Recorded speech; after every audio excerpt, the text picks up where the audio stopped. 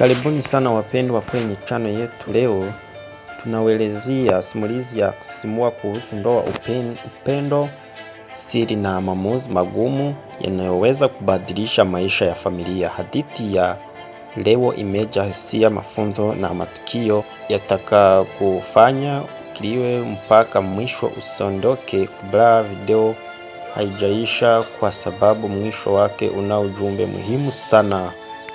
Sasa tunaendelea katika za mafunzo. Naweza kutumia kwenye video yako ya YouTube kuhusu hadithi ya ndoa za Jumala na Zondani kutoka kwenye episode 142. Upendo wa kweli hujengwa kwa vitendo, si kwa maneno pekee. Mawasiliano mazuri ni msingi wa ndoa yenye amani. Uaminifu ni nguzo muhimu ya kila uhusiano. Siri zinaweza kuharibu familia zikiachwa kwa muda mrefu.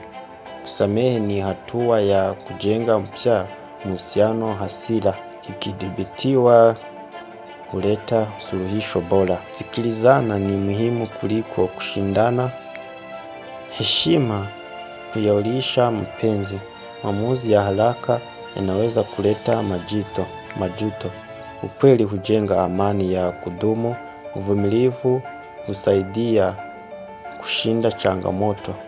Kila tatizo linaweza kutatuliwa kwa mazungumzo. Wivu usio na msingi unaweza kuharibu ndoa. Watoto hunufaika familia inapokuwa na amani. Marafiki wema hutoa ushauri wa kujenga. Si kila ushauri wa watu unawafaa kufuatwa. Kuwajibika kwa makosa yako ni ishara ya ukamavu. Kushirikiana huleta maendeleo ya familia. Kila mmoja anapaswa kuthamini mchango wa mwenzake. Subira huleta matokeo mazuri. Migogoro inaweza kuwa fursa ya kujifunza. Kuomba msamaha hakupunguzi thamani ya mtu. Ahadi inapaswa kutimizwa. Upendo huhitaji muda na kujitoa. Familia imara hujengwa na uaminifu. Maamuzi ya busara hulinda mahusiano. Huruma na uelewano huondoa migogoro.